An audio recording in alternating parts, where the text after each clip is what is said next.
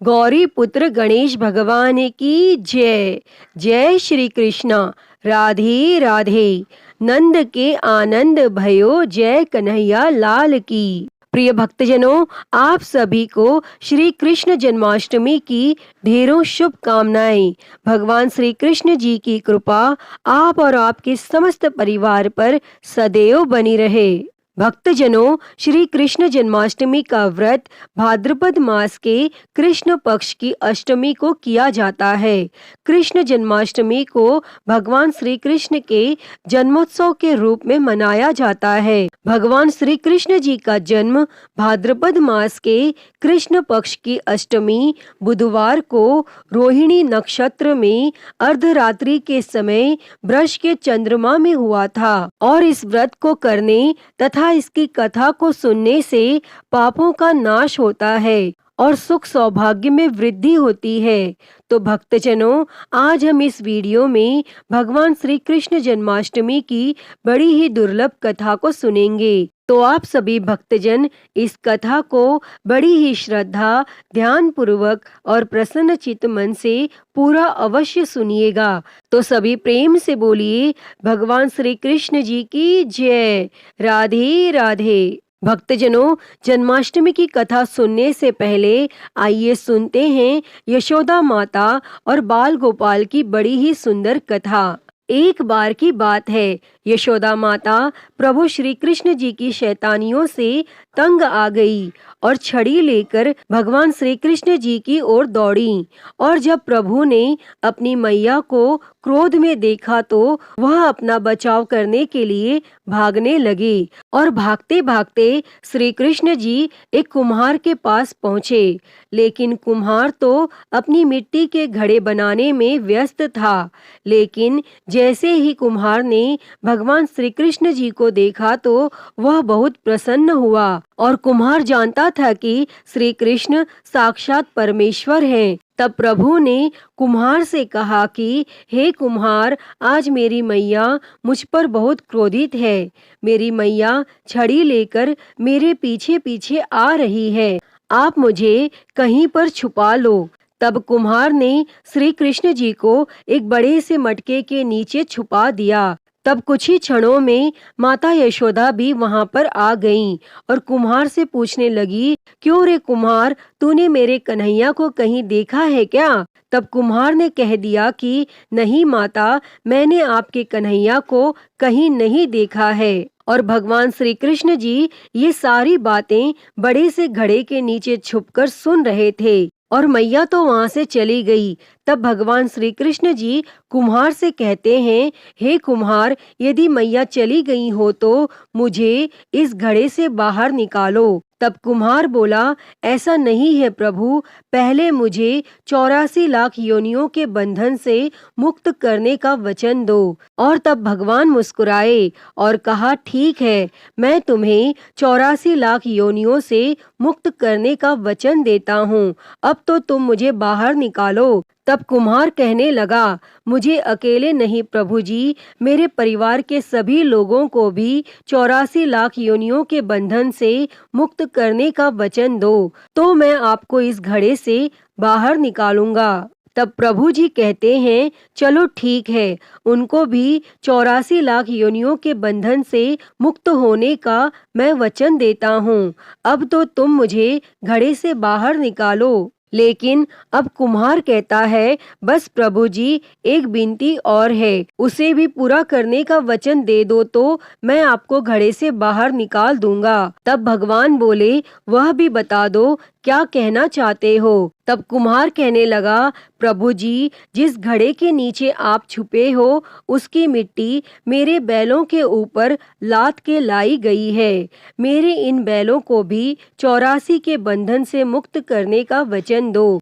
तब भगवान ने कुम्हार के प्रेम पर प्रसन्न होकर उन बैलों को भी 84 के बंधन से मुक्त होने का वचन दिया। तब प्रभु बोले, अब तो तुम्हारी सब इच्छा पूरी हो गई है, अब तो तुम मुझे घड़े से बाहर निकाल दो। लेकिन अब कुम्हार फिर से कहता है, अभी नहीं भगवान, बस एक अंतिम इच्छा और है, उसे भी पूरा कर दीजिए। और वह यह है कि जो भी प्राणी हम दोनों के बीच के संवाद को सुनेगा उसे भी आप 84 लाख योनियों के बंधन से मुक्त करोगे। बस यह वचन दे दो तो मैं आपको इस घड़े से बाहर निकाल दूंगा। तब कुम्हार की प्रेम भरी बातों को सुनकर प्रभु श्री कृष्ण जी बहुत खुश हुए और कुम्हार की इस इच्छा को भी पूरा करने का वचन दिया। और फिर कुम्हार ने बाल श्री कृष्ण जी को घड़े से बाहर निकाल दिया और उनके चरणों में साष्टांग प्रणाम किया और प्रभु जी के चरण धोए और चरणामृत को पिया और अपनी पूरी झोपड़ी में चरणामृत का छिड़काव किया और प्रभु जी को अपने गले लगाकर इतना रोया कि प्रभु में ही विलीन हो गया। भक्तजनों, जो बाल श्री कृष्ण जी 7 कोस लंबे चौड़े गोवर्धन पर्वत को अपनी एक उंगली से उठा सकते हैं तो क्या वे एक घड़े को नहीं उठा सकते थे? लेकिन बिना प्रेम के कोई कितने भी यज्ञ करें, कितना भी दान करें, चाहे कितनी भी भक्ति करें, लेकिन जब तक मन में प्राणी मात्र के लिए प्रेम नहीं होगा तब तक प्रभु श्री कृष्ण जी नहीं मिल सकते। तो सभी प्रेम से बोलिए श्री राधा कृष्ण भगवान की जय। प्रिय भक्तजनों, आइए अब सुनते हैं भगवान श्री कृष्ण जी की एक बड़ी ही दुर्लभ और पुण्य फलदायी कथा।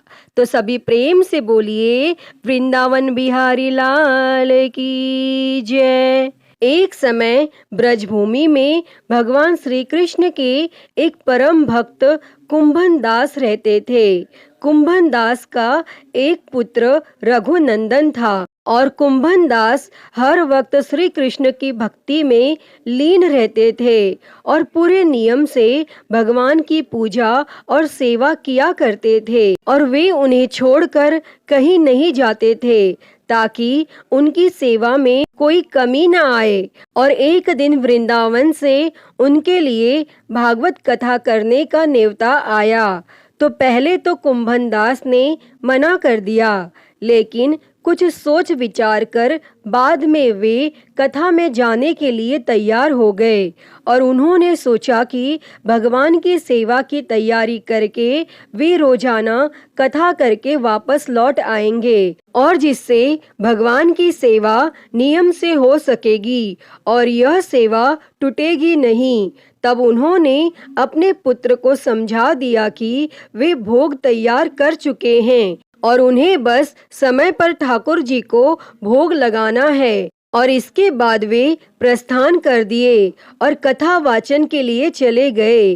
तब कुंभन दास के पुत्र रघुनंदन ने भोजन की थाली श्री कृष्ण के सामने रखी और सरल मन से आग्रह किया कि हे ठाकुर जी, आओ और भोग लगाओ। और रघुनंदन दास के मन में भगवान श्री कृष्ण की बाल रूप में छवि थी तो वे सोच रहे थे कि भगवान आकर अपने हाथों से भोजन करेंगे जैसे हम सभी करते हैं। तब उसने बार बार आग्रह किया, लेकिन भोजन तो वैसे का वैसे ही रहा और अब रघुनंदन उदास हो गया और रोते हुए भगवान श्री कृष्ण को पुकारने लगा कि हे कृष्णा, आओ और भोग लगाओ। भक्तजनों, तब कहते हैं ना कि जो बच्चे हृदय से भगवान को पुकारते हैं तो भगवान को आना ही पड़ता है। वैसे ही रघुनंदन के इस पुकार के बाद भगवान श्री कृष्ण ने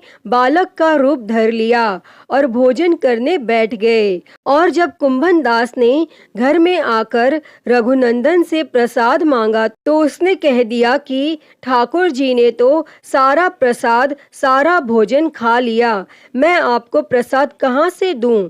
तब कुंभन दास को लगा कि बच्चे को भूख लगी होगी और वही सारा भोजन खा गया होगा, लेकिन अब तो यह रोज की कहानी हो गई थी। और अब कुंभन दास को शक होने लगा तो उन्होंने एक दिन लड्डू बनाकर थाली में रखे और छुपकर देखने लगे कि रघुनंदन क्या करता है। तब रघुनंदन ने रोज की तरह ही भगवान श्री कृष्ण को पुकारा और वे बालक के रूप में प्रकट हो गए और लड्डू खाने लगे। तब यह देखकर कुंभन दास दौड़ते वे आए और प्रभु के चरणों में गिरकर विनती करने लगे। और तब उस समय भगवान कृष्ण के एक हाथ में लड्डू और दूसरे हाथ वाला लड्डू उनके मुंह में था कि वे एकदम मूर्ति हो गए। तो प्रिय भक्तजनों, इसके बाद से ही उनकी इसी रूप में पूजा की जाती है और वे लड्डू गोपाल कहलाए जाते हैं। तो सभी प्रेम से बोलिए जय श्री कृष्णा, राधे राधे। प्रिय भक्तजनों, आइए अब सुनते हैं श्री कृष्ण जन्माष्टमी की व्रत कथा। तो सभी प्रेम से बोलिए भगवान श्री कृष्ण जी की जय, राधे राधे। द्वापर युग में पृथ्वी पर राक्षसों के अत्याचार बढ़ने लगे और पृथ्वी गाय का रूप धारण कर अपनी कथा सुनाने के लिए तथा उद्धार के लिए ब्रह्मा जी के पास गई। पृथ्वी पर पाप कर्म बहुत बढ़ गए। तब यह देखकर सभी देवता भी बहुत चिंतित थे। तब ब्रह्मा जी सब देवताओं को साथ लेकर पृथ्वी को भगवान विष्णु के पास क्षीर सागर ले गए और उस समय भगवान विष्णु अनंत शैया पर शयन कर रहे थे और स्तुति करने पर भगवान की निद्रा भंग हो गई और भगवान ने ब्रह्मा जी एवं सभी देवताओं को देखकर उनके आने का कारण पूछा। तो पृथ्वी बोली, भगवान, मैं पाप के बोझ से दबी जा रही हूँ, मेरा उद्धार कीजिए। और यह सुनकर भगवान विष्णु उन्हें आश्वस्त करते हुए बोले, चिंता न करें, मैं नर अवतार लेकर पृथ्वी पर आऊंगा और इसे पापों से मुक्ति प्रदान करूंगा। और मेरे अवतार लेने से पहले कश्यप मुनि मथुरा के यदुकुल में जन्म लेकर वासुदेव नाम से प्रसिद्ध होंगे और मैं ब्रजमंडल में वासुदेव की पत्नी देवकी के गर्भ से कृष्ण के रूप में जन्म लूंगा और उनकी दूसरी पत्नी के गर्भ से मेरी सवारी शेषनाग बलराम के रूप में उत्पन्न होंगे और तुम सब देवतागण ब्रजभूमि में जाकर यदुवंश में अपना शरीर धारण कर लो। कुरुक्षेत्र के मैदान में मैं पापी क्षत्रियों का संहार कर पृथ्वी को पापों से भार मुक्त करूंगा। और इतना कहकर अंतर ध्यान हो गए। तब इसके पश्चात देवता ब्रजमंडल में आकर यदुकुल में नंद यशोदा तथा गोप गोपियों के रूप में पैदा हुए और वह समय भी जल्दी ही आ गया। द्वापर युग के अंत में मथुरा में ययाति वंश के राजा उग्रसेन राज्य करता था और राजा उग्रसेन के पुत्रों में सबसे बड़ा पुत्र कंस था। देवकी का जन्म उन्हीं के यहाँ हुआ और इस तरह देवकी का जन्म कंस की चचेरी बहन के रूप में हुआ और कंस ने उग्रसेन को बलपूर्वक सिंहासन से उतारकर जेल में डाल दिया और स्वयं राजा बन गया। और इधर कश्यप ऋषि का जन्म राजा शूरसेन के पुत्र वसुदेव के रूप में हुआ और कालांतर में देवकी का विवाह यदुकुल में वसुदेव के साथ संपन्न हुआ। कंस देवकी से बहुत स्नेह करता था, पर जब कंस देवकी को उसके विवाह उपरांत विदा करने के लिए रथ के साथ जा रहा था तो आकाशवाणी हुई कि हे कंस, जिस देवकी को तू बड़े प्रेम से विदा करने जा रहा है उसका 8वां पुत्र तेरा संहार करेगा। और यह आकाशवाणी की बात सुनकर कंस क्रोध से भरकर देवकी को मारने को उद्यत हो गया। तब उसने सोचा न देवकी रहेगी और न ही उसका पुत्र होगा और इस घटना से चारों तरफ हाहाकार मच गया। अनेक योद्धा वसुदेव का साथ देने के लिए तैयार हो गए, पर वसुदेव युद्ध नहीं चाहते थे।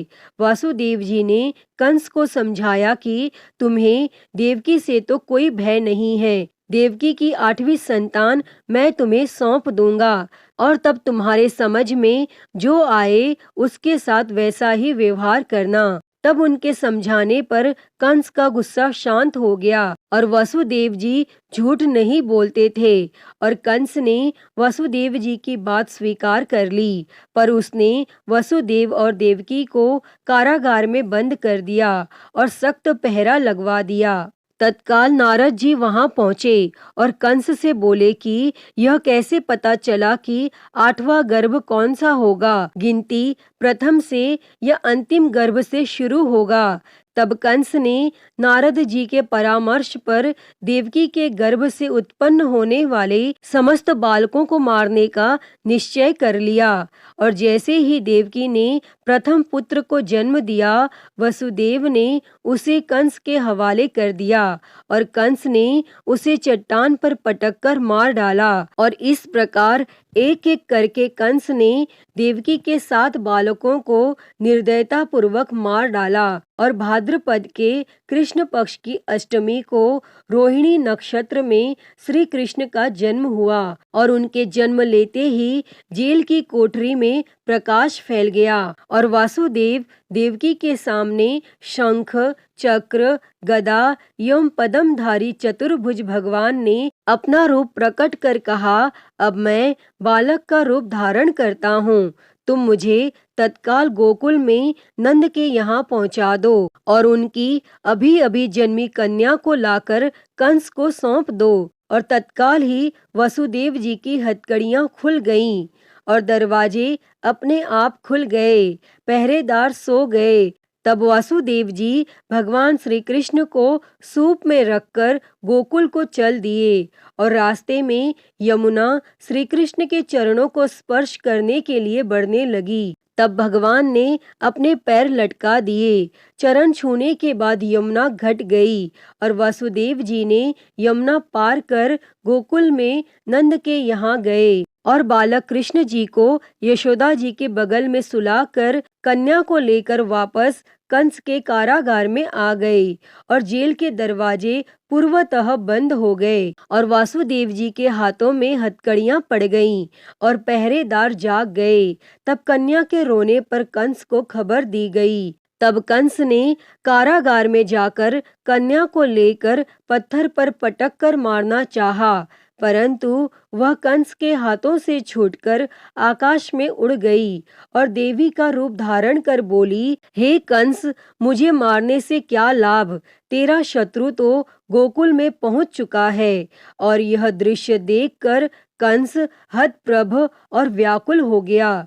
कंस ने श्री कृष्ण को मारने के लिए अनेक दैत्य भेजे और भगवान श्री कृष्ण ने अपनी अलौकिक माया से सारे दैत्यों को मार डाला और बड़े होने पर कंस को मारकर उग्रसेन जी को राजगद्दी पर बैठाया। और भगवान श्री कृष्ण के जन्म की इस पुण्य तिथि को तभी से सारे देश में बड़े हर्षोल्लास से जन्माष्टमी के रूप में मनाया जाता है। अतः हे भगवान श्री कृष्ण जी, इस कथा को कहते, सुनते और हुंकारा भरते सभी पर अपनी कृपा सदैव बनाए रखना। तो सभी प्रेम से बोलिए, जय श्री कृष्णा, राधे राधे। प्रिय भक्तजनों, आइए अब सुनते हैं हर व्रत कथा के साथ पढ़ी और सुनी जाने वाली एक पौराणिक लोक कथा। इस कथा के अनुसार एक लपसी था और एक तपसी था। तपसी हमेशा भगवान की तपस्या में लीन रहता था और लपसी रोजाना 1.25 सेर की लापसी बनाकर भगवान को भोग लगाकर जिम लेता था। और एक दिन दोनों लड़ने लगे। तपसी बोला, मैं रोज भगवान की तपस्या करता हूँ, इसीलिए मैं बड़ा हूँ। लपसी बोला, मैं रोज भगवान को 1.25 सेर लापसी का भोग लगाता हूँ, इसीलिए मैं बड़ा हूँ। तब उसी समय नारद जी वहां से गुजर रहे थे और दोनों को लड़ता देखकर तब उनसे पूछा कि तुम क्यों लड़ रहे हो? तब तपसी ने खुद के बड़ा होने का कारण बताया और लपसी ने अपना कारण बताया। तब नारद जी बोले, तुम्हारा फैसला मैं कर दूंगा। और फिर दूसरे दिन लपसी और तपसी नहाकर अपनी रोज की भक्ति करने आए तो नारद जी ने छुपकर 1.25 करोड़ की एक एक अंगूठी उन दोनों के आगे रख दी। तपसी की नजर जब अंगूठी पर पड़ी तो उसने चुपचाप अंगूठी उठाकर अपने नीचे दबा ली और जब लपसी की नजर अंगूठी पर पड़ी लेकिन उसने ध्यान नहीं दिया और भगवान को भोग लगाकर लापसी खाने लगा। तब नारद जी सामने आए तो दोनों ने पूछा कि कौन बड़ा? तो नारद जी ने तपसी से खड़ा होने को कहा। वो खड़ा हुआ तो उसके नीचे दबी अंगूठी दिखाई पड़ी।